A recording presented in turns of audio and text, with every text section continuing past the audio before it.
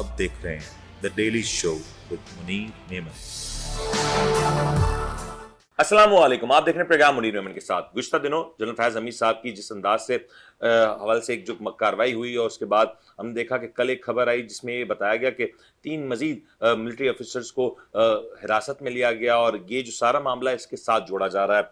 ये मामला यहाँ तक खत्म नहीं होता, ये मामला एक्सीड करता है और ये मामला यहाँ तक एक्सीड करता है कि कुछ और गिरफ्तारियां या तबादले होते हैं जिसपे ये इशारा दिया जाता है कि ये सब कुछ एक दूसरे के साथ इंटरकनेक्टेड है। मैं मिसाल दूं तो इस वक्त जो इमरान खान साहब जिस जेल में है, अडियाला जेल में, उसके डिप्टी सुपरिटेंडेंट को के हवाले से भी जो इतलात आ रही हैं वो भी कोई नई बात नहीं है। इसके अलावा बहुत सारे दीगर ऐसे मामला हैं। इसके बाद ये सोचने में मजबूर हो जाते हैं हम कि आखिर ये कुछ क्यों हो रहा है। ये जो सारा सिनेरियो डेवलप हुआ, ये जो सारी स्टोरी डेवलप हुई, इस स्टोरी के पीछे पसे पर्दा हकायक क्या है। आज इस प्रोग्राम में यही कोशिश करेंगे कि इस पूरे इवेंट के हवाले से जो भी पसे पर्दा हकायक है उसको जरा अनफोल्ड करें और जानने की कोशिश करें कि इस पूरी सिचुएशन का असर क्या होने जा रहा है पाकिस्तान पर, पाकिस्तान की पॉलिटिक्स पे, और वो सारे जो इदारे जो सारी सूरत हाल में मुलविस हैं उन सब के हवाले से बात करेंगे। हमारे साथ ज्वाइन करें सीनियर जियोपॉलिटिकल एनालिस्ट, किसी तारुफ के मोहताज नहीं, स्ट्रेटेजिक अफेयर्स के हवाले से काफी ज्यादा उम्मीद रखते हैं। हमारे साथ ज्वाइन करें जनाब मामूर मुस्तफा साहब। मामूर साहब अस्सलाम वालेकुम। जी अस्सलाम वालेकुम and thank you for having me. Mamoor साहब, ये फर्स्ट इंप्रेशन जब ये सारा हुआ, it is not that new कि पाकिस्तान में शायद ऐसी कोई तारीख नहीं है कि DG ISI, farmer DG ISI lieutenant general rank का कोई शख्स हो जिसके हवाले से इस तरह की ट्रायल्स की प्रोसीडिंग हुई हो। फैज हमीद साहब की मिसाल इसलिए भी थोड़ी सी नई नहीं है क्योंकि जब वो एज डीजीआईएसआई सर्व कर रहे थे तब भी काफी ज्यादा उनके ऊपर बात होती थी, उनके किरदार के ऊपर, या वो जो रोल अदा कर रहे थे एज डीजीआईएसआई उसके ऊपर काफी बात होती रही और कहीं ना कहीं एंटिसिपेशन भी थी कि इसके बाद इसका एक फॉल आउट इफेक्ट होगा। What was your first initial reaction when you saw that story? देखिए, बात शुरू करने से पहले मैं एक डिस्क्लेमर दे दूं कि मेरा किसी पॉलिटिकल पार्टी से कोई ताल्लुक नहीं है। मैं तमाम को उतना ही बुरा समझता हूं जितना मैं ए को, बी को, सी को, डी को, सब बराबर है। Now having said that, ये खबर जब मेरे सामने आई है तो my first impression was कि ये as a third party neutral person looking from a vantage point, ये स्कोर सेटलिंग है। ये उसी का शाखसाना है जो पिछले कुछ सालों से पाकिस्तान में एक तलातुम है। हर महकमे में, हर जगह, मार्केट में, पॉलिटिक्स में। और ये इमरान खान जब से इलेक्ट हुआ था उसके दौर, वो जो 3, 3.5, 4 साल, 4.5 साल, ये उसी एक शाखसाना है और ये वही अंदर की ये इनकी इन फाइटिंग है। सही, ये स्कोर सेटलिंग है। सही। यहाँ पे दूसरा क्वेश्चन जो अराइज करता है जिस पर लोग बात करें कि जी इसकी टाइमिंग, इनफैक्ट बल्कि आप ही के प्रोग्राम में कल देख रहा था तो उसका एक क्लिप मैंने देखा जो मेरी नजर से गुजरा, तो उसमें एक साहब थे, वो कह रहे थे कि जी इसकी टाइमिंग बड़ी खराब है, तो पाकिस्तान बड़े मुश्किल हालात में है इस वक्त, फलाना फ्रंट खुला हुआ है, ये हो रहा है, वो हो रहा है। पाकिस्तान हमेशा से मुश्किल हालात में रहा है, तो इसका टाइमिंग से कोई ताल्लुक नहीं है। टाइमिंग अगर आपने इसका देखना है तो जो सेकंड मेरा इंप्रेशन था कि अच्छा ये हो रहा है, okay this is score settling, तो व्हाई नाउ? वो इस वजह से कि दुनिया में चेंजेस आ रही हैं। मैं एज ए जियोपॉलिटिकल एनालिस्ट देखता हूँ इसको, वही फोर्सेस जो ट्रंप को पावर में ला रही थी, जिन्होंने लाया था, जिन्होंने बोल्सोनारो को ब्राजील में पावर में लाया था, ये राइट विंगर्स को सबको लाया था, तो वही इमरान खान को लाने वाले भी थे। सही। इमरान खान गया, ट्रंप गया, ये सारे लोग गए, बोल्सोनारो उड़ गया, वो हंगरी वाला उड़ गया।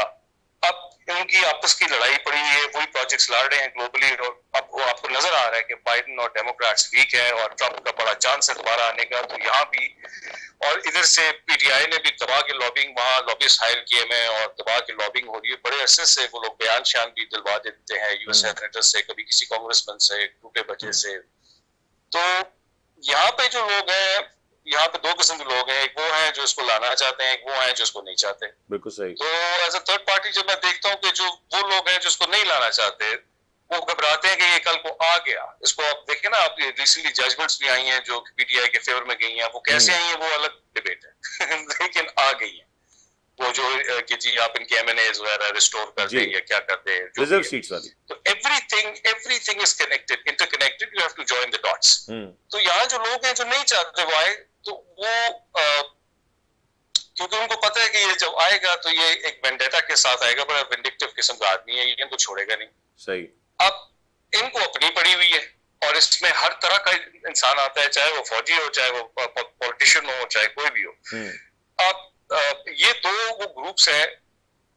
हाल ही में उसके अंदर वो बांग्लादेश का एग्जांपल आपके सामने हुआ है, लोगों ने वहां जो किया है, गवर्नमेंट गई, हसीना भाग गई, उसके साथ ही ये जनाब जेल से बैठ के बयान जारी करते हैं कि लोग बड़े परेशान हैं और बिल्कुल एज पे हैं और मैं एक कॉल दूंगा तो वो स्ट्रीट मूवमेंट शुरू हो जाएगी। सही। उसके जवाब में साथ ही हमें पता चलता है नेक्स्ट कुछ आवर्स बाद कि फैज हमीद को उठा लिया उन्होंने।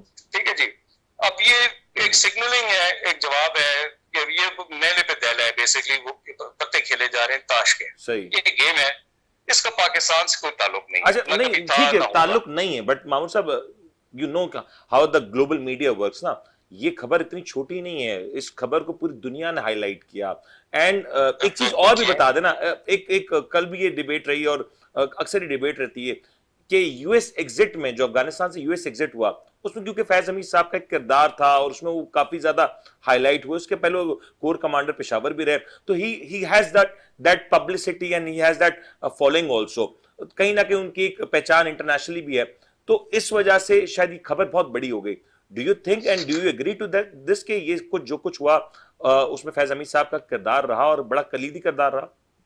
देखिए, जियोपॉलिटिकली स्पीकिंग, अगर फैज का फ्रॉम अ डिस्टेंस इसका करियर आदमी का देखा जाए तो how he got promoted and how he got to become the DGISI, it is beyond belief, but somehow Allah ने कर दिया। इनका जो किरदार था एज DGISI वो बड़ा ही मिनिमल था। सही। इनका कोई बड़ा हाथ नहीं था। इनके प्रेडिसेसर्स जो थे, इनसे जो पहले थे, देखिए अमेरिका तो खुद निकलना चाह रहा था। अमेरिका कितने सालों से अंडर प्रेशर था लोकली इन अमेरिका अपनी पब्लिक से। वो कह रहे थे यार तुमने ये 20 साल से एक तमाशा खड़ा किया हुआ है 9/11 के बाद से, ना तुम जीत रहे हो ना तुम हार रहे हो, बीच में फंसे हुए हो, बंदे तुम्हारे आए दिन मरते रहते हैं, 17-18 ट्रिलियन डॉलर्स टैक्स पेयर का लगा दिया है, निकलो इससे। तो America wanted to wind it up और अमेरिका ने वो जंग वाइंड अप की है, तब उन्होंने यूक्रेन का फ्रंट खोला है। अगर ये अफगानिस्तान आज, अगर अब पाकिस्तान, रशिया, चाइना, ईरान मिलके अमेरिका को अफगानिस्तान में ब्लीड कर रहा, अमेरिका तो ब्लीड कर रहा था वहां, पैसे वाइज भी, रिसोर्सेज वाइज भी, और उसकी जो इज्जत थी वो भी दांव पे लगी हुई थी, और उसके बंदे भी आए दिन मार देते थे तालिबान वाले, तो दे वर ब्लीडिंग।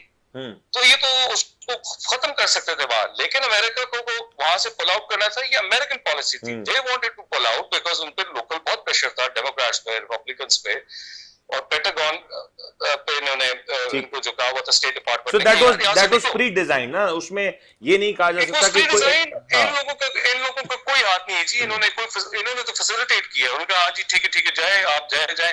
वो तो तालिबान आगे इनका ख्याल था, वो इनके बड़े फेवर में होंगे मामे चाचे, लेकिन इस बात पे आप ही के प्रोग्राम में जी एक पुराने में मैं बता चुका हूं कि वो तालिबान 1.0 के चक्कर में आए और इन्होंने तालियां बजाई, शादियाने बजाए, असेंबलियों में खड़े होकर उनकी तारीफें की, और आज तालिबान जो उस दिन के बाद से आपके साथ कह रहे हैं कि उनका रवैया आपकी गवर्नमेंट के साथ, ये तालिबान 2.0 है। एग्जैक्टली। अच्छा मामू साहब ये जो गिरफ्तारी हुई, चलें ठीक है, फैज हमीद साहब की हो गई, 3 मजीद मिलिट्री ऑफिसर्स की हो गई, and they are as reported वो सीनियर रैंक हैं, ब्रिगेडियर या कर्नल रैंक के ऑफिसर्स हैं।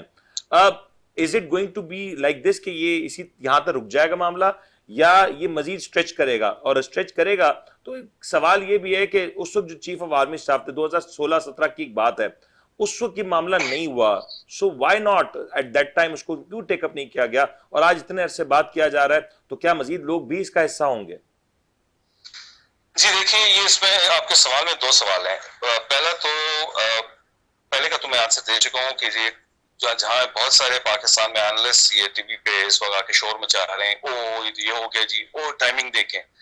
टाइमिंग का मैंने आपको आंसर दे दिया कि टाइमिंग इस वक्त इमरान खान और वो ये कुछ इंटरनेशनल फोर्सेस हैं, उनको जवाब देना जरूरी था।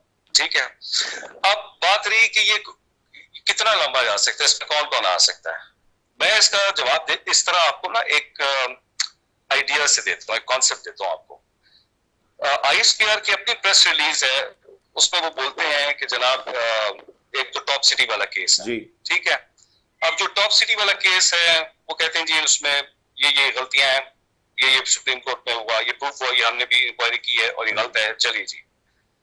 सेकेंड जो पार्ट है उसका वो बड़ा डेंजरस है, बड़ा मजे का है, और वो किसी बड़े अच्छे वकील से इन्होंने मशवरा लेके उसमें लिखा है, उस पर कोई नहीं बात कर रहा।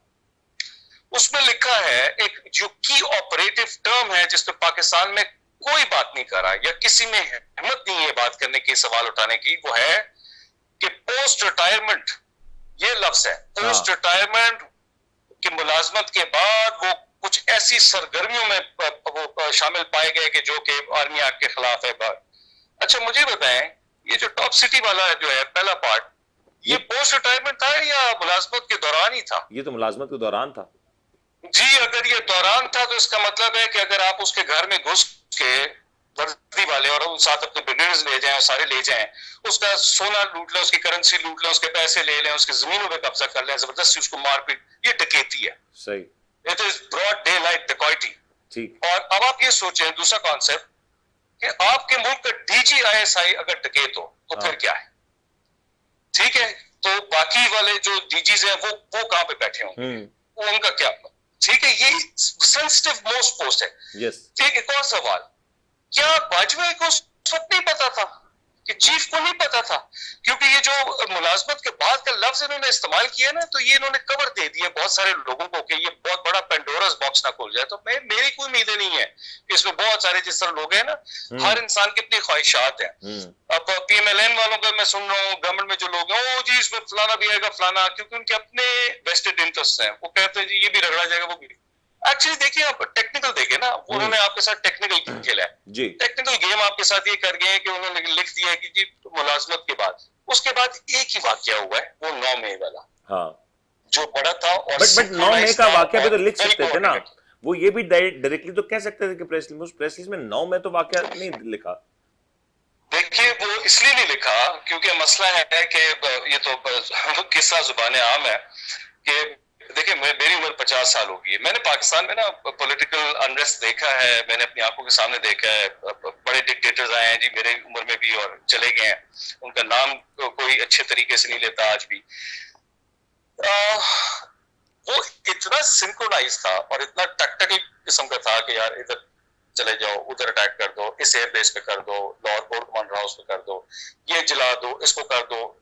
अच्छा, वो इतनी रिसोर्सेज मोबिलाइज या तो इंटेलिजेंस एजेंसीज खुद करती हैं जब उन्होंने पॉलिटिकल जलसे करने होते हैं या इमरान खान को लॉन्च करना होता है। सही, ठीक है, मैस मोबिलाइजेशन जो कि इतना सिंक हो, या फिर उन जैसे लोग करते हैं जो कि उन पोजीशन से बैठे हो। तो असल इशू ये है कि ये जो मुलाजमत के बाद वाला जो कंटेंशन है ना, वो ये है कि ऑब्वियसली ही was run for to become the chief. और इनकी आपस में ये बेशक बात दुनिया में ये कहते हैं कि जी ब्रदरहुड है, हमारी आर्मी की फैमिली है। नहीं, कोई फैमिली नहीं है जी, अंदर भी इनकी डिविजन्स होती हैं। ये ओटीएस वालों से जो आते हैं वो पीएमए वाले अपने आप को ऊपर समझते हैं, सीधी सी बात है। सही, ठीक है ना। तो आपके जो करंट चीफ है, he is not a PMA graduate. तो ये इनमें ये बड़ा चौधरी और छोटा चौधरी का एक कॉन्सेप्ट है और ये हमेशा से है। आई थिंक आखिरी पौधे ओटीएस की, ये जो अभी सीनियर लेवल पे पहुंचे हैं। अच्छा, फिर इनमें एक वो इशू था और उसके बाद ग्रुपिंग्स थी। फिर उसके बाद फिर वो चीफ नहीं बनना चाह रहे थे, कोई नहीं बनने देना चाहता, कोई बनना चाहता था, बन कोई गया। अब जब बन गया तो उसके बाद उसमें हल्ला गुल्ला 9 मई को किया गया। वो हल्ला गुल्ला बेसिकली वो एक बगावत थी टोटल, यानी म्यूटनी का एक यानी दावतनामा था सही पब्लिक को कि जनाब आइए इसमें हिस्सा डालिए। उसके अंदर कितने बेवकूफ लोगों को मैं आज भी जानता हूँ, जिसमें यंग बच्चे बच्चियां या आदमी दावत किसकी तरफ से थी? आप यू सिंग दावत थी, आइए हिस्सा डालिए। Who was inviting? देखिए ये देखिए इशू बड़ा सिंपल था। इमरान खान कहता था मुझे पावर में लाओ, मुझे प्राइम मिनिस्टर रखो तो मैं तुम्हें चीफ बना दूंगा। ठीक है जी, ये सबको पता था। अब वो चीफ बनने के लिए उसका था कि इमरान खान को किसी तरह लाना है।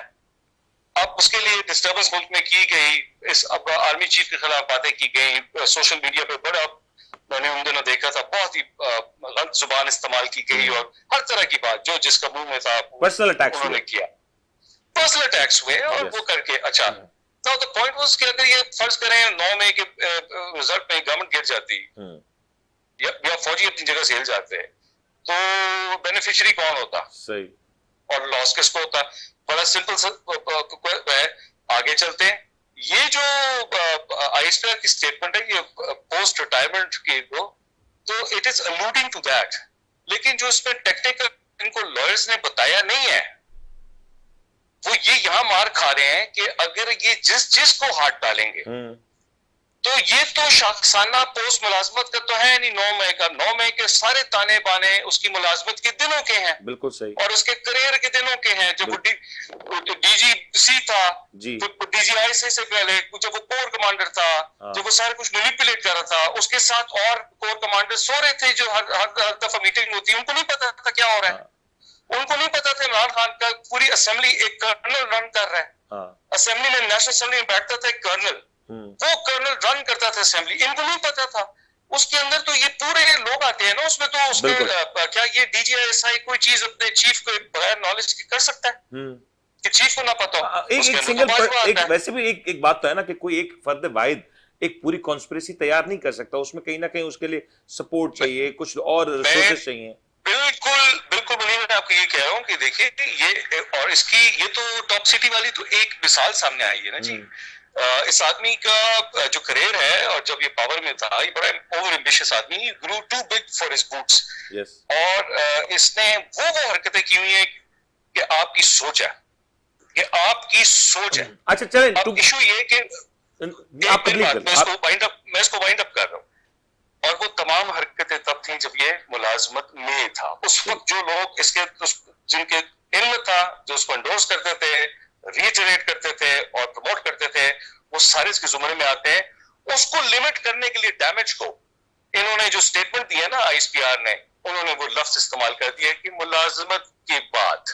बस ठीक है, मैं असल में मैं चाह रहा हूँ दो तीन चीजें ये स्कोर सेट लेंगे। ये कोई एहतसाब शताब नहीं है, इसमें पाकिस्तान के पब्लिक का कोई फायदा नहीं है, इनके आपस की गेम बोलेंगे। मामूर साहब, दो तीन चीजें इसको मैं चाहूंगा क्विकली इसके ऊपर रिस्पॉन्ड कर दें। एक व्हाट यू सेड जो मैं समझ सका हूं कि ये जो फैज हमीद वाला जो पूरा एक सिनेरियो है, this would be limited to him and some other people, but इसके बियॉन्ड नहीं जाने जा रहा है। बिल्कुल नहीं आएगा, क्योंकि पर्सनल स्कोर सेटल है, वेंडेटा है, they don't want to spread the Bajwa साहब इस पूरे मामले में नहीं इन्वॉल्व होने जा रहे हैं, आपको लगता है? नहीं, ये इसका सर वो ज्यादा वाइड नहीं करेंगे, ज्यादा पंद्रह जाएगा भी। किसी पॉलिटिशियन को अगर इन्होंने ड्रैगन करना हुआ तो इमरान खान तक जाता है, लेकिन do you think this is possibility? तक नहीं लेके जाएंगे। Do you think this is possible कि इमरान खान तक ले जाए? Do you think is it possible कि इमरान खान तक ले जाए और फिर इमरान खान का भी मिलिट्री ट्रायल चले? अब देखिए ये बहुत पॉसिबिलिटी है, क्योंकि वो जो क्योंकि इनका जो मेजर ग्रीवियंस है, जिस पर बार बार आर्मी के स्पोक्स पर्सन टीवी पे आके और आईएसपीआर का हेड वो बार बार यही बोलता है ना कि देखो जी 9 मई को बुलाया नहीं जा सकता, और ये तोते की तरह रट्टा उन्होंने पॉलिटिशियंस को भी लगवा दिया। तो वो भी जब भी आते हैं किसी पार्टी के भी, वो कहते हैं जी 9 मई को हम नहीं भूल सकते। अब अगर कंटेंशन 9 मई है तो इमरान खान उसमें से कैसे निकल सकता है? ठीक, मतलब ये जो स्ट्रेच होगा प्रोबेबली 9 मई तक और बानी पीटीआई तक हो जाओ, ठीक है। अच्छा 9 मई में टेक्निकली अब दो चीजें ना, एक तो उस वक्त फैज हमीद साहब की करंट पोजीशन क्या थी उसको देखते हुए, और खुद उस वक्त खान साहब जेल में थे क्योंकि उनको तो गिरफ्तार किया जा चुका था एक दिन पहले। तो उसके बाद डू यू थिंक कि ये प्रूफ करना या एस्टैब्लिश करना इजी होगा, या सिर्फ केस चल सकता है, एस्टैब्लिश करना मुश्किल होगा? देखिए इनके पास आई एम श्योर प्रूफ भी होता होगा, बगैर प्रूफ के तो उसको उठाया नहीं होगा फैज हमीद को। ठीक हो गया जी। बात यह कि अगर वो उस वक्त रिटायर्ड था, लेकिन मसला ये था कि रिटायरमेंट से पहले पिछले 4 सालों में इन्होंने टैक्टिकली जज अपने भर्ती करवाए हैं हर लेवल पे, जजेस इनके, इन्होंने ब्यूरोक्रेसी में बंदे अपने भरे हैं, हर महकमे में बंदा अपना भरा है। इन्होंने पॉलिटिशियंस उनको सपोर्ट किया जो इनके यस सर करते थे। तो इन्होंने हर जगह टैक्टिकली, यानी पटवारियों तक, इसका अपना भाई पटवारी था, उसको देखें उसकी कैसे प्रमोशन एक डबल जंपिंग करवा के उसको कहां तक पहुंचा दिया। तो ये इशू ये है कि जब आप रिटायरमेंट में चल जाते हैं और आपने लोगों पे एहसान किए हो, तो आप उससे एक कॉल घुमाएंगे, यार मुझे ये चाहिए रिसोर्स, लोग कहते हैं। और वो लोग इसलिए कर रहे थे क्योंकि आर्मी में एक बहुत बड़ा सेगमेंट है, और आज भी है, इन्होंने बहुत सारों को फारिग किया है।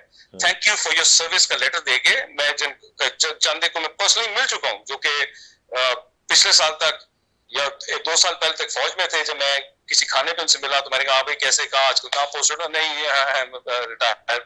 मैं कहा इतनी जल्दी उम्र में कहना नहीं हमने कर दिया गया, क्यों? पीटीआई के चक्कर में। ठीक है जी। अब उसमें एक सिंपैथी थी, क्यों? ये वो जहर है जो उन्होंने खुद घोला है।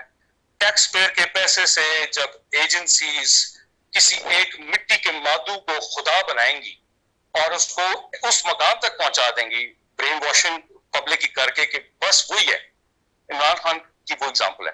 तो उसके अंदर ये फौज, उनकी फैमिलीज, इनके जितने रिलेटेड लोग, ये जजों के, ब्यूरोक्रेट्स के, इवन पॉलिटिशियंस के, इन आम इंसान इन्फ्लुएंस होते हैं। एक चीज और गाइड कीजिएगा मुझे मामूर साहब, ये जो सारा एक्शन होने जा रहा है, ये डिसिप्लिनरी नौयत का एक्शन होने जा रहा है या यहाँ एंटी स्टेट एक्टिविटी के चार्जेस भी लग सकते हैं?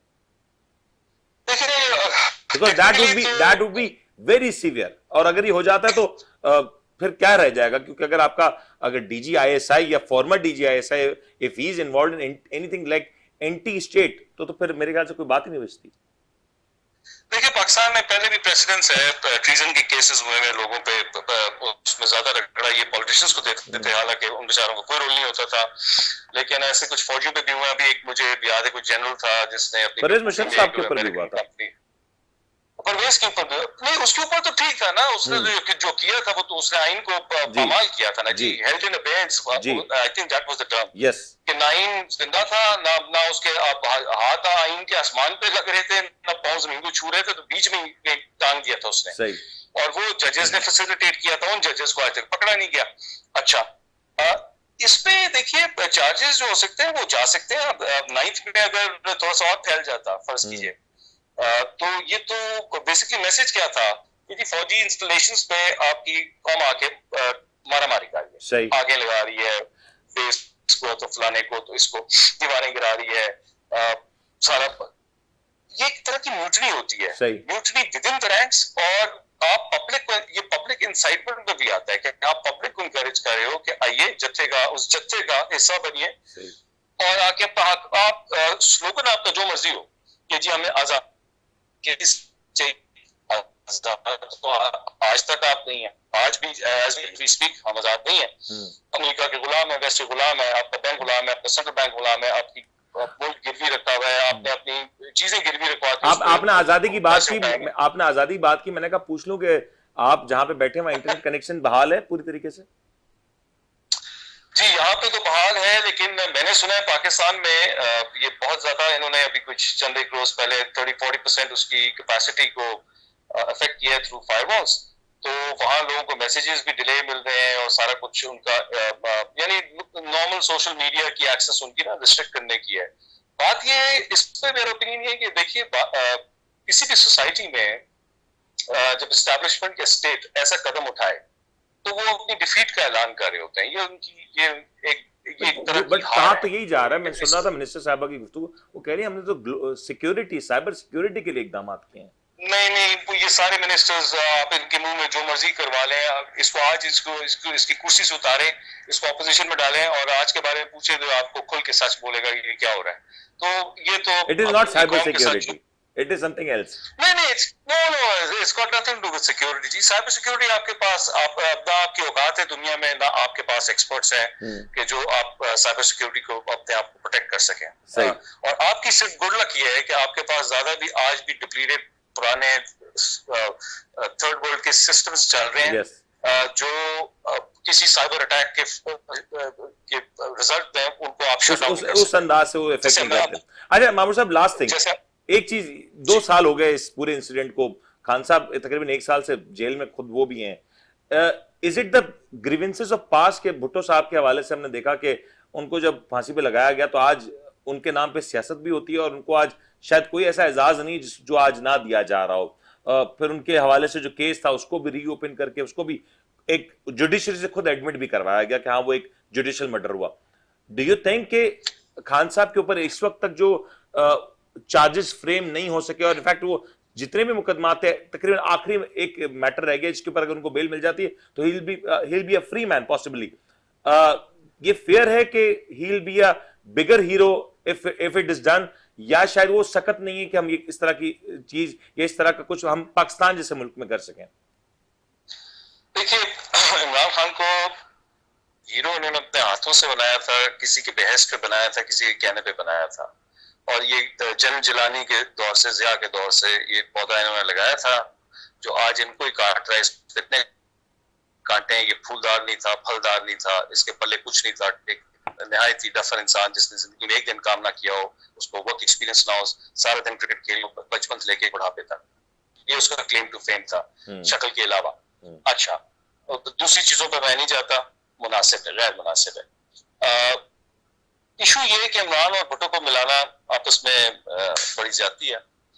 भुट्टो के अंदर फिर कुछ क्वालिटीज थी, लेकिन भुट्टो ने भी बहुत बड़े बड़े फ्लॉज किए थे, और he was also very instrumental in the fall of Dhaka और ये बांग्लादेश बनने में।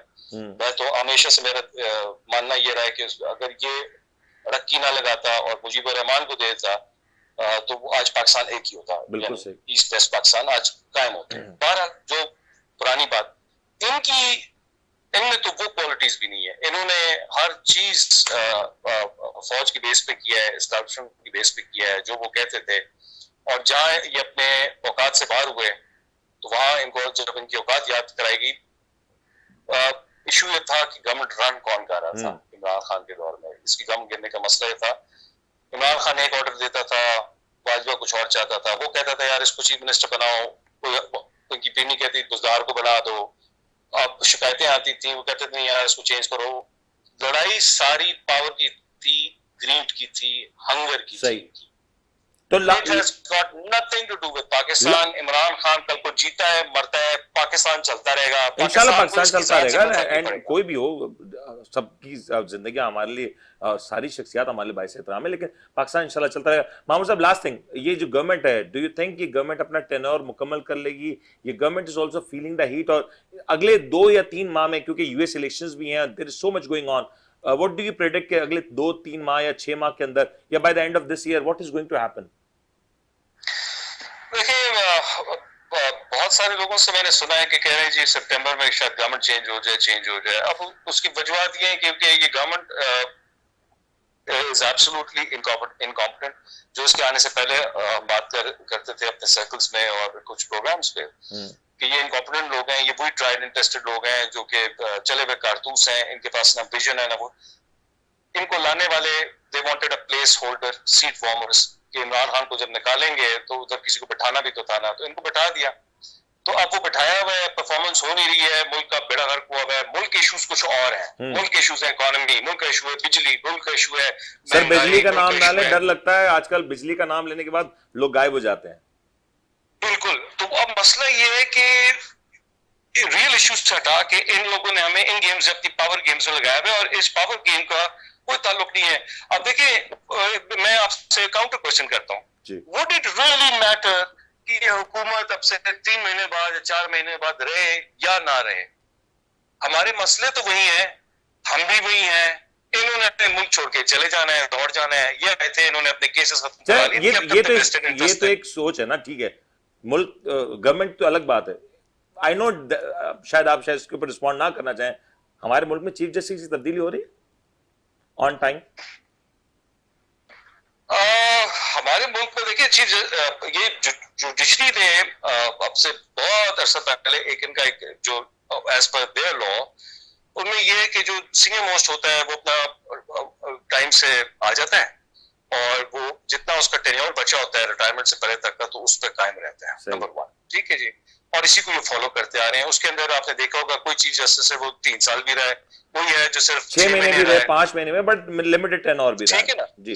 तो वो अपने टाइम पे आके वो चले जाते हैं। तो ये एक अच्छा साफ सुथरा तरीका था। ये चीज अगर फौज में भी होती तो आपका किसी चीज की कोई लड़ाई नहीं थी, सही, लेकिन वहां लॉबी है। इसी तरह ये आपके पॉलिटिकल डोमेन में, इसी तरह आपके ब्यूरोक्रेसी में वहां फेवरेटिज्म है, वहां लॉबिंग है, वहां सारा कुछ है।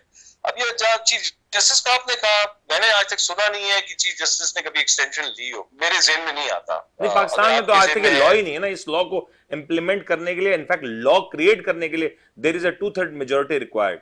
वो आज पार्लियामेंट में है, वो असेंबली में आपको एक बिल पास करना पड़ेगा कि जी जनाब ये चीफ जस्टिस, अब एक्सटेंशन इनको दी जा सकती है, और अगर दी जा सकती है तो उसको तो रैशनलाइज करना पड़ेगा ना, तो जस्टिफाई करना पाकिस्तान में पड़ेगा कौन सी चीज कि रैशनलाइज क्यों। होती है? पाकिस्तान में रैशनल इज नॉट नहीं, ये नीडेड। लोग, हाँ बात आपकी वो भी बिल्कुल दुरुस्त है, लेकिन पाकिस्तान में anything is possible. But do you think हो पाकिस्तान में जाएगा या ऐसी चीज की जस्टिफिकेशन नहीं निकालते हैं कि बंदा अपने दिमाग को, सर को पीट लेता है कि या खुदा ये कह क्या रहे हैं और ये कर क्या रहे हैं, लेकिन वो कर भी लेते हैं, कह भी you देते didn't हैं, sound उसका so बिल भी hopeful पास कि कर नए देते हैं। आपको चीफ जस्टिस ऑफ पाकिस्तान नजर आएंगे बहुत जल्द। You don't sound so hopeful. I don't think so. देखिए ये chief justice is not like by, he is a good guy, Yes. अच्छी फैमिली से बिलोंग करते हैं, इनके बड़े जिना के साथ थे, इन्होंने बड़े इनकी फैमिली की कुर्बानियां और इनका भरोसा है, इस आदमी को बड़ा ख्वार किया इन्होंने। मैं उस वक्त भी बोलता था कि इसको खाम खा इनकी वाइफ को भी ला के झूठे केसेस में, और किसने, इन्हीं के ब्रदर जजेस ने, इन्हीं के वो, क्योंकि वहां बंटवारा हुआ था, आधे एक तरफ थे आधे एक तरफ थे, आधे पॉइजन थे, आधों को मैनिपुलेट किया रहे थे। कौन कह रहा था? वो कह रहा था जिसको आज इन्होंने उठा के रखा है अंदर, जिस पे कोर्ट मार्शल करने जा रहे हैं। तो यही मैंने आपसे थोड़ी देर पहले जिक्र किया ना, इन्होंने हर जगह जगह अपनी जगह भर्तियां की, इन्होंने जजेस लगवाए, इन्होंने फलाने को उठा दिया, नए नए स्लोगन्स दे दिए, वो जी पहली औरत जो कि फलानी जगह से सुप्रीम कोर्ट की जस्टिस बनी, कहां से आई है? मेरिट पे थी? नहीं थी। बैठी हुई है? हाँ बैठी हुई है मेरिट पे? नहीं है। सीनियरिटी में ऊपर थी? नहीं थी। सिंध वाला था ऊपर? हाँ जी वो थे। उनका क्या बना? कुछ नहीं।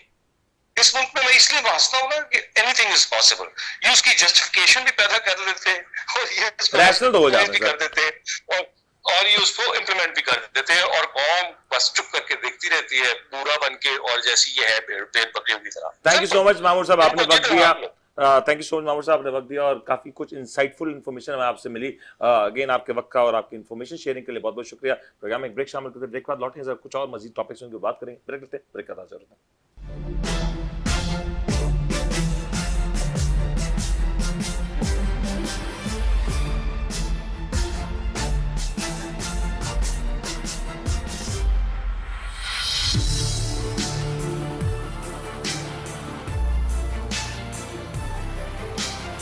आप देख रहे हैं the daily show with Munir नेमत।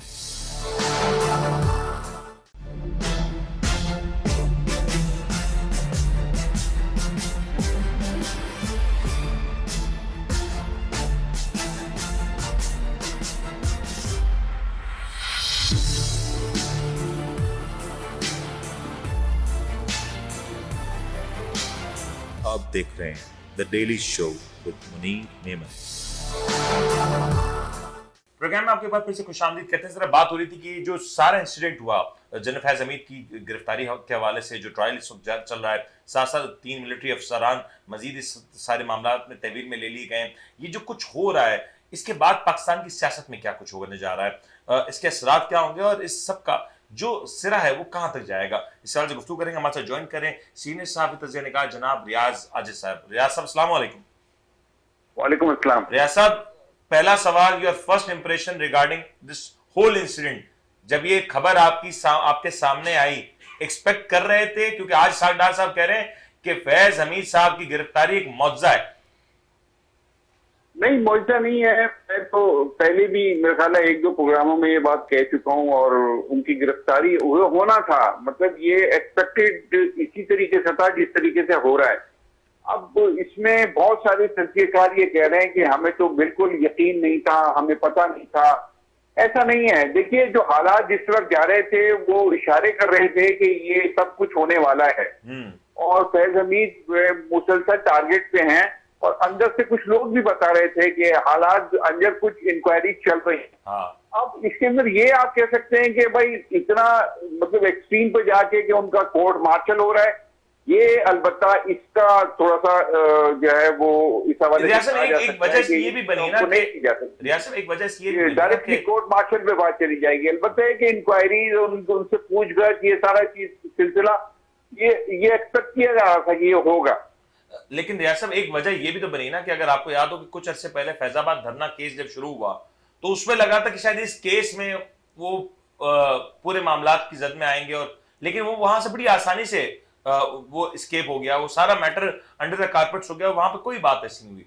वो मामला अदालतों का था, वो मामला अदालतों का था, और ये मामला बराह रास्त फौज का है। ये पाकिस्तान की तारीख में इस तरह नहीं हुआ कि बराह रास्त किसी अफसर का कोर्ट मार्शल हो। मैं यही कह रहा हूँ कि बात कोर्ट मार्शल तक चली जाएगी, इसकी तवक्को नहीं की जा रही थी। लेकिन अदरवाइज तो मामला था कि वो नेट में आ गए हैं और वो उनके खिलाफ घेरा तंग हो रहा है और वो इस मरहले पे पहुंच गया। और ये बहुत अच्छी बात है कि पाकिस्तान की तारीख में ये सिलसिला, ये रिवायत भी डल गई कि एक एहतसाब हो रहा है, ये रिवायत भी डल गई कि इदारे में खुद एहतसाब हो रहा है। जी, पाकिस्तान की तारीख में पहली दफा ऐसा हो रहा है और ये बहुत अच्छी बात है कि ये एहतसाब तो हो रहा है ना, किसी का पूछा तो किसी से जा रहा है, किसी की डिमोशन तो हो रही है, किसी को सजा तो दी जा रही है इस बात पर, अगरचे मामला वो नहीं है। देखें, मैं फिर आपसे कह रहा हूं कि अभी मामला वहां तक नहीं है और उसकी क्लियरेंस नहीं है कि उनका एहतसाब जो है इस बुनियाद पे हो रहा है कि उन्होंने सियासत में मुदाखलत की, या इस बुनियाद पर हो रहा है कि उन्होंने वो जो करप्शन के मामला हैं उस हवाले से उनका बहुत ज्यादा नाम है। और उसमें 9 मई का हवाला आ रहा है, लेकिन 9 मई का हवाला भी सियासत में मुदाखलत के हवाले से नहीं है, वो म्यूटनी के हवाले से, बगावत के हवाले से। क्योंकि सियासत में मुदाखलत अगर उसकी बात करें तो उसमें तो बाजवा सरे-फहरिस्त आने चाहिए। बाजवा ने तो सरेआम तस्लीम भी किया है कि मैंने ऐसा किया, मैंने ऐसा किया, मैंने ऐसा किया। तो बाजवा का तो कोई जिक्र नहीं है, ना उनका कोई एहतसाब हो रहा है, ना कोई इम्कान है उनके एहतसाब का। तो ये लेकिन रियासत जारी है, बात की अच्छी बात है, लेकिन इसके अंदर अभी भी ये क्लियरेंस नहीं है, ये कहां तक जाएगी बात और क्या ये सियासत में मुदाखलत की बात आएगी कि नहीं आएगी। इसलिए कि पाकिस्तान को वो जो करप्शन का केस है उनका, उसमें तो दर्जनों कर्नल और जनरल और मेजर और ब्रिगेडियर मुलविस रहे हैं, उनके खिलाफ कभी कुछ नहीं हुआ। और अगर हुआ भी है तो उसको लोगों को नहीं पता चला कि मिसाल के तौर पे एनएलसी का जो स्कैंडल था और बहुत सारे स्कैंडल थे, हाँ उनका इंटरनल एहतसाब थोड़ा बहुत होता है, उनको क्या सजा होती है हमें ये भी नहीं पता चलता। तो बात यह है कि अगर पॉलिटिकल मुदाखलत के हवाले से कोई हो तो ये बहुत बड़ी बात होगी। अदरवाइज तो फौज अगर ये समझती है कि उन्होंने बगावत की है या हमारे खिलाफ साजिश की है, ये बिल्कुल डिफरेंट सब्जेक्ट है। ये इसका मतलब अगर फिर हम ये सोचेंगे कि देखिए सियासत में मुदाखलत का चैप्टर फिर ही ओपन रहेगा रियासत तो, लेकिन क्या वजह क्या बनी इस तरह? देखिए ना, आप खुद कह रहे हैं कि ये कोई नई बात नहीं, करप्शन भी है, बहुत सारे मामला हैं, सियासत में मुदाखलत भी है, कोई तो ऐसी चीज बनी ना जिसने पूरी सूरत को इंस्टिगेट किया और फैज हमीद साहब की जो गिरफ्तारी और कोर्ट मार्शल यहां तक बात पहुंची, कोई तो एक वजह होगी। हाँ, वो बगावत के हवाले से कि वो जो कनेक्शन उनके मिल रहे हैं 9 मई के हवाले से, उन्होंने वो सारा प्लान चेकआउट किया, वहां के लोगों को किस तरीके से उन्होंने ऑर्गेनाइज किया, या उसकी 9 मई के बाद भी इवन कैसे वो सोशल मीडिया को ऑपरेट कर रहे थे, कैसे हिदायत दे रहे थे, ये सारी चीजें उसमें आ रही हैं। सियासत में मुदाखलत का चैप्टर तो खुला ही नहीं है अभी, और मुझे नहीं लगता कि वो खुलेगा। अगर वो चैप्टर खुल गया तो कहां तक मुदाखलत, क्योंकि ये बात भी काफी कही जाती है कि उनकी मुदाखलत सिर्फ तहरीक इंसाफ तक नहीं थी। देखिए, अगर वो खुलेगा तो फिर बात मुशर्रफ तक जाएगी और जियाउल हक तक जाएगी। नहीं, अगर फैज हमीद साहब की, मैं अगर फैज हमीद साहब तक भी महदूद रखूं तो ये भी तो फैज हमीद साहब के हवाले से कहा जाता है ना कि वो एक तरफ तहरीक इंसाफ के साथ भी खेलते थे, दूसरी जानिब वो नून लीग के साथ भी गुफ्तगू रखते थे, फिर वो पीपल्स पार्टी के साथ भी मामला में थे, पीडीएम का कयाम कैसे हुआ वो भी एक पूरी साइंस है कि आखिर कैसे हो सकता है कि 11-12 जमातें एक रात में इकट्ठा हो जाएं और फिर एक अलायंस इतना मजबूत बन जाए, फिर वो हुकूमत भी कर ले। ये भी पाकिस्तान की तारीख में नहीं हुआ। तो फिर ये अगर बात फैज हमीद साहब तक रहेगी तो कहां तक जाएगी? मुनीर साहब, इस बात को समझ लीजिए कि जब इस तरह के मामलात होते हैं, यानी कोई अगर बाय डिजाइन ये सारी चीजें हो रही होती हैं तो वो इंस्टीट्यूशन कर रहा होता है, उसमें एक फर्द उसको ऑपरेट कर रहा होता है। अगर ये सियासत में मुदाखलत के हवाले से चैप्टर को ओपन करेंगे तो इंस्टीट्यूशन के खिलाफ कार्रवाई होगी। आप समझ गए बात मेरी? तो आप ये कह रहे हैं कि नहीं हो रही क्योंकि किसी को सेव करना है? जी, अगर ये कार्रवाई नहीं हो रही इस हवाले से, इसका मतलब किसी को सेव किया जा रहा है? नहीं, मैं समझा नहीं, आपकी आवाज कट रही है। मैं कह रहा हूं अगर इस हवाले से कार्रवाई नहीं हो रही कि सियासत में मुदाखलत के ऊपर कार्रवाई हो, तो क्या ये कहीं ना कहीं किसी को सेव किया जा रहा है? नहीं, बिल्कुल सेव किया जा रहा है। इदारा अपने आप को तो सेव कर रहे हैं ना। अगर वो बाजवा के खिलाफ फौरी तौर पे, देखिए, अगर सियासत में मुदाखलत या पीटीआई बनाने के हवाले से या नवाज शरीफ की गवर्नमेंट गिराने के हवाले से कोई बात होगी तो बाजवा सरे फहरिस्त है उसमें, इसलिए कि बाजवा ने तो वो सरेआम इस चीज को मीडिया के सामने तस्लीम भी किया है, बहुत सारे इंटरव्यूज में ऐसी बात कर दी है, बहुत सारे जर्नलिस्टों से प्राइवेटली ऐसी बात कर दी है, उन्होंने तो तस्लीम किया इस बात को। इस आदमी ने तो तस्लीम नहीं किया कभी भी। तो सियासत में मुदाखलत के चैप्टर ओपन कर ही नहीं रहे ये लोग, और करेंगे भी नहीं, मुझे नहीं लगता कि करेंगे, इसलिए कि वो पूरे, देखिए एक चीज समझ लीजिए कि जब इस तरह की कोई पॉलिसी होती है तो बाय इंस्टीट्यूशन होती है, यानी वो कमांड उनको कहती है कि आप ये काम करें, आप नवाज शरीफ की गवर्नमेंट गिराएं, तो ये कमांड कह रही है, यानी पूरा इदारा कह रहा है, बाय डिजाइन बाय पॉलिसी कह रहा है।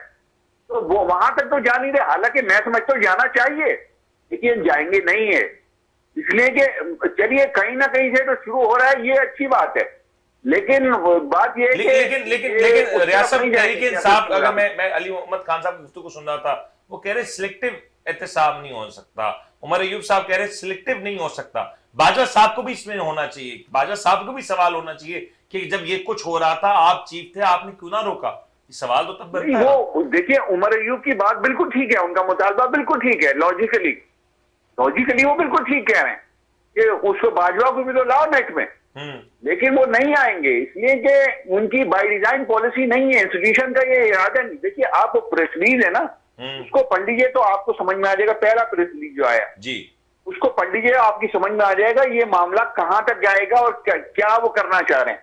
वो सिर्फ फैज हमीद को इस बुनियाद पे टारगेट करना चाह रहे हैं कि उसने 9 मई को सारा डिजाइन किया, ऑपरेट किया, और उसके बाद ऑनवर्ड वो मुसलसल एक साजिश की शक्ल में काम करता रहा वो आदमी। ये असल में फौज को इतराज है, बाकी कोई इतराज नहीं है, इसलिए कि पूरा इदारा ही मुलविस रहा है बहुत सारी चीजों में। देखिए टॉप कमान अगर मुलविस है तो इदारा इंस्टीट्यूशन मुलविस है, तो टॉप कमान में सिर्फ 2 लोग नहीं होते कि ISI चीफ और आर्मी चीफ, उसके नीचे की भी अफसरान सारे मुलविस होते हैं, तो फिर तो पूरी चेन को आपने 50-60 लोगों को सजा देनी पड़ेगी यार। अच्छा नहीं कर सकेंगे ये, और नहीं करना चाहते हैं। ये जो सारी सूरत हाल है, चले फैज हमीद साहब का तो एक मामला है, क्या इसका असर अब तहरीक इंसाफ पे भी पड़ता नजर आएगा, खुद इमरान खान साहब के ऊपर भी पड़ता नजर आएगा? नहीं बिल्कुल, इमरान खान तो मुतासिर होंगे उससे, इसलिए कि कुछ क्लू 9 मई, आगे 9 मई हुए, दूसरा कोई इशू नहीं है। 9 मई के हवाले से कुछ चीजें ऐसी हैं फौज के पास, उनके खुद खून हैं, और जब ये रऊफ हसन को गिरफ्तार किया गया वहां से बहुत सारी चीजें निकली हैं, उनके कंप्यूटर से बहुत सारी चीजें निकली, कुछ टेलीफोन कॉल्स निकली हैं, कुछ उनकी नेटवर्किंग निकली है, वो सबूत है उनके खिलाफ 9 मई के हवाले से। तो मैं समझता हूं कि 9 मई के हवाले से अगर फैज हमीद पकड़े जाएंगे तो फिर इमरान खान की गर्दन भी दबाई जाएगी, और उसके ऊपर भी बहुत सारे सवाल आएंगे, और वो किस हद तक हो सकता है, पीटीआई के ऊपर भी आएंगे। आप देखें पीटीआई में इस्तीफों का सिलसिला शुरू हो गया, मुसलसल इस्तीफे आ रहे हैं, आज भी मेरे ख्याल है 1-2 इस्तीफे छोटे लेवल पे आए हैं। साहब ने इस्तीफा दे दिया, उनके साथ एक और साहब उन्होंने इस्तीफा दे दिया जी। तो अब ये क्यों हो रहा है? ये इसलिए हो रहा है कि अब असल में पीटीआई असल अताब अब शुरू हुआ है पीटीआई पे, क्योंकि वो देखें जब वो पकड़ा जाएगा फैज हमीद, वो कुछ एतराफ नहीं करेगा, उसके साथ दीगर ब्रिगेडियर और वो पकड़े गए कर्नल, वो भी कुछ एतराफ करेंगे, और भी अभी 2-4 लोग आएंगे नेट में। हो सकता है चीफ जस्टिस, साबिक चीफ जस्टिस को भी बुला के पूछा जाए कि भाई आपने क्या किया था, आपने कैसे नेटवर्क बनाया था सारा, वो लंदन भाग गए।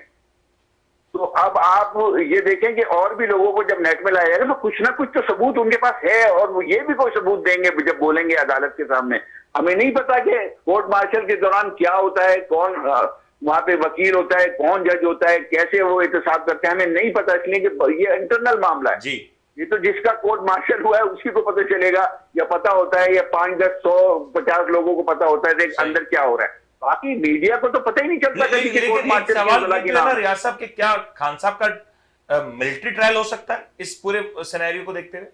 इस इम्कान को मुस्तरद नहीं किया जा सकता, लेकिन उस मिलिट्री ट्रायल का मैं नहीं समझता कोई फायदा होगा, इसलिए कि वो भारत घूम फिर के बाद जो सुप्रीम कोर्ट में आएगी और वहां से फिर उनको रिलीफ मिल जाएगा। अलबत्ता ये कि उनकी जो डिटेंशन है, उनकी जो हिरासत है या गिरफ्तारी है, वो जरा प्रोलॉन्ग हो जाएगी। एक टेक्निकल ये समझा दें, क्योंकि तहरीक इंसाफ का एक क्लेम ये है कि जब ये सारा वाकया हुआ तो खुद खान साहब तो थे ही नहीं, मंजर आम पे ही नहीं थे, मंजरनामे पे ही नहीं थे, वो तो खुद हिरासत में थे, तो वो कैसे इसमें मुलविस हो सकते हैं?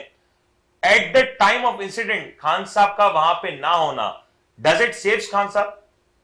ये यकीनन खान साहब के लिए एक प्लस पॉइंट है, लेकिन उसके बावजूद भी बहुत सारे एविडेंस ऐसे हैं कि ये देखो 9 मई जो हुआ है, ये 9 मई वाले दिन तो हुआ है, हाँ। लेकिन इसकी प्लानिंग जो है बहुत पहले हुई है। तो जब इसकी प्लानिंग बहुत पहले हुई है, जब खान साहब अंदर से वो पेट्रोल बम फेंकवा रहे थे लड़कों से, उस वक्त इसकी प्लानिंग हुई थी। सही। जब उनके ऊपर हमला हुआ था उस वक्त इसकी प्लानिंग, पता नहीं हुआ था या डिजाइन हुआ था, वो उस वक्त इसकी प्लानिंग हुई थी। तो हो सकता है वहां से क्लू मिले, तो ये प्लस पॉइंट तो है उनका, लेकिन फिर अगर वहां से क्लू मिलेगा तो फिर वो उसमें लेकिन रियाज साहब, आपको नहीं लगता ये सूरत ड्रामाई अंदाज में तब्दील हुई? आज से कोई 15-20 दिन पहले तक नून लीग इस बात से खौफजदा थी कि सितंबर का महीना आते ही शायद उनकी हुकूमत ना रहे। अक्सर स्टेटमेंट से ख्वाजा आसिफ साहब का स्टेटमेंट रहा, बहुत से स्टेटमेंट ऐसे थे, कहीं ना कहीं नून लीग इस बात के हवाले से भी परेशान थी कि खान साहब की जो बॉडी लैंग्वेज में तब्दीली आई है, कहीं ऐसा तो नहीं है कि अंदरूने खाना कोई मामला तय हो रहे हो। लेकिन सडनली जब खबर आई तो फिर सूरत अलग हो गई। बुरी बला का नाम है ये जो स्टेटमेंट ख्वाजा आसिफ साहब दे रहे थे और नवाज शरीफ साहब रिजर्वेशन दिखा रहे थे, और ये सब कुछ डिजाइन जो हो रहा था, जो ड्रामा हो रहा था, जिस किस्म के स्टेटमेंट आ रहे थे, इंटरव्यूज दिए जा रहे थे, उसके पीछे एक फिनोमेना ये था कि आर्मी चीफ को प्रेशर में रखना है। देखिए, आर्मी चीफ इस वक्त बराह रास्त एक पार्टी है इमरान खान के खिलाफ, अब माने या ना माने ये हकीकत है। वो ये सारे बयानात देकर आर्मी चीफ को दबाव में रखते थे कि हमारी गवर्नमेंट खत्म हो गई तो आपका नंबर आएगा और फिर आपके लिए मुश्किलात पैदा हो जाएंगे। वो ये अच्छा इसलिए कि वो दबाव में डाल के फिर अपना खूंटा मजबूत करना चाहते थे, और वो कर दिया उन्होंने, और वो कर दिया, वो कामयाब हो गए। लेकिन बिल्कुल कामयाब है वो। मैं तो आपसे मैं पहले भी आपके प्रोग्राम में और प्रोग्रामों में कह चुका हूं, आप कहते थे कि हुकूमत जाने वाली है, मैं आपसे कहता था कि 2.5-3 साल ये हुकूमत कहीं नहीं बिल्कुल आपने कहा था, बिल्कुल आपने कहा था, हमारे प्रोग्राम में कहा था, ऑन रिकॉर्ड कहा था। इस सारी सूरत हाल का आपको लगता है, क्योंकि अब खान साहब की जो गिरफ्तारी है वो एक केस के ऊपर है, अगर उसमें भी बेल हो जाती है तो खान साहब फ्री हो सकते हैं, उस बेल के होने से पहले आपको लगता है इस हवाले से भी एक बड़ा चार्ज फ्रेम होने जा रहा है और खान साहब आने वाले कुछ और महीने शायद जेल से बाहर ना आ सकें? नहीं, खान साहब बरी तो नहीं होंगे, इसका कोई इम्कान नहीं है, इसलिए कि अगर एक मुकदमे में हो भी जाएंगे तो दूसरे में गिरफ्तारी डाल देंगे। उनके पास 150 मुकदमात हैं भाई। पीटीआई कह रही है हम सितंबर में लॉन्ग मार्च करेंगे, रोड पे रैलीज होंगी, जलसे होंगे, लॉन्ग मार्च होगा। नहीं, कुछ भी नहीं होगा, कुछ भी नहीं, इसलिए कि पार्टी अब अंदर से टूटने जा रही है। इसलिए कि जिस तरह इस्तीफे आ रहे हैं ना, ये बड़े केपीके से भी इस्तीफा आ गया, करप्शन के इल्जाम खुद पार्टी के अंदर से लग रहे हैं। अब पार्टी असल में अंदर से ब्रेक होगी, वो जो थोड़े बहुत रह गए हैं ना बड़े लोग, वो अब भागेंगे या ला ताल्लुकी इख्तियार करेंगे। रियाज साहब, अगले 3 से 4 माह इस साल के आखिर तक आपको मंजरनामा क्या नजर आ रहा है इस वक्त पाकिस्तान की पॉलिटिक्स का? ये ऐसे ही चलेगा सिलसिला, कुछ भी कोई बहुत बड़ा चेंज नहीं आएगा। ये मीडिया की कन्विक्शन हो जाएगी खान साहब के ऊपर, कोई पक्की कन्विक्शन? नहीं, फिलहाल कोई चांस नहीं है उसका भी, मतलब मुझे नहीं लगता। बहरहाल देखें, सजा भी नहीं होगी, इम्कानी दुनिया है, मुझे ऐसा इम्कान लगता नहीं है। अगर कोई मुआवजा हो जाए तो हो जाए। आप कह रहे इतना कुछ होने के बावजूद भी आप ये कह रहे हैं इतना कुछ, मुझे बाहर आते नजर आ रहे हैं। अच्छा, खान साहब के खिलाफ कोई मुकदमा साबित होता नजर आ रहा है, यानी उनको सजा भी नहीं हो रही, वो ऐसे ही चलेगा सिलसिला। कैसे किस हद तक मेंटेन कर सकती गवर्नमेंट? 1 साल कर लिया, उसका प्रेशर गवर्नमेंट के ऊपर अलग है। आपको लगता है गवर्नमेंट इस तरह से मेंटेन कर लेगी प्रेशर? नहीं, वो चलेगी। देख लें कि जो कुछ हो रहा है वो पिछले 6-7 महीने से इसी तरह हो रहा है, और सारा झगड़ा मीडिया का है। मीडिया ऐसी हाइप क्रिएट करता है छोटी छोटी खबरों की कि आपको लगता है कि कल बस सब कुछ बदल जाएगा, हालांकि कुछ नहीं बदलता। कुछ नहीं बदल रहा। शहबाज शरीफ साहब की शेरवानी बरकरार रहेगी। हाँ, नहीं, वो है, वो 2-2.5 साल कहीं नहीं जा रहे। ठीक है, बहुत बहुत शुक्रिया रियाज साहब, आपने वक्त दिया और यकीन तौर पे ये एक बड़ा अहम मसला था जिसके ऊपर आज हमने बात की। प्रोग्राम को क्लोज करने से पहले एक आखिरी छोटी सी इल्तिजा, कहते हैं ना छोटा मुंह बड़ी बात। पाकिस्तान में यकीन तौर पे सारी पॉलिटिक्स अपनी जगह पे, सारे मामलात अपनी जगह पे, सारी रंजिशें अपनी जगह पे, लेकिन ये जो एक मामला है कि एक शख्स जो कि एक कंटेंट बनाता है जिसका कंटेंट आपको पसंद नहीं है, एक यूट्यूबर है या कोई एक सहाफ़ी है या कोई एक शख्स है जो कोई बात करता है या तनकीद करता है, और ये तनकीद अगर बिलो द बेल्ट नहीं है तो फिर ये रिवाज भी नहीं हो सकता, या ये रिवाज भी नहीं होना चाहिए कि उसको आप उसके घर से किडनैप कर लें या कहीं से भी उसको एक नामालूम मुकाम पर मुंतकिल कर दें। क्योंकि जब इस तरह का कोई वाकया होता है तो फिर इससे बहुत ज्यादा लोग मुतासर होते हैं, इससे एक गम गुस्सा होता है, और आपके वो रियासती अनासर जो तलाश करते हैं इस तरह के मौक़ों को कि इसको एक्सप्लॉइट किया जाए, उनको तक़वियत मिलती है। आपका गम, आपका गुस्सा, आपकी नाराजगी सर आंखों पे, लेकिन एक आज़ाद माशरे में, एक जमहूरी माशरे में कम से कम ये रिवायत नहीं होनी चाहिए। इस अमल के हवाले से हम शदीद अल्फाज में कंडेम करते हैं और गुजारिश करते हैं कि इस तरह के जितने भी लोग हैं जो कि डायरेक्टली इस पूरे खेल का हिस्सा नहीं है, जो एक बड़े लोगों का खेल है उसका कोई हिस्सा नहीं है, या हम जो सवाल करते हैं हम उसका हिस्सा नहीं है, हमारा काम सवाल करना है, हम सवाल कर सकते हैं। वो लोग जो कंटेंट बनाते हैं, जो शायद एक तंज़ो मिज़ाह के अंदाज से तनकीद करते हैं, लोगों की जज्बात की तर्जुमानी करते हैं, अगर वो सही है तो लोग देख रहे हैं और लोगों को पसंद आता तो लोग देख रहे हैं, लेकिन उसका ये हल हरगिज नहीं है, उससे शायद नफरतें बढ़ेंगी, और इस वक्त पाकिस्तान में इस माहौल में नफरतें बढ़ाने का काम हम नहीं कर सकते। उम्मीद करते हैं आपको आज का प्रोग्राम पसंद आया होगा। अपने मेज़बान मुनीर मेमन को इजाज़त दीजिए, अपना ख्याल रखिएगा, अल्लाह हाफ़िज़।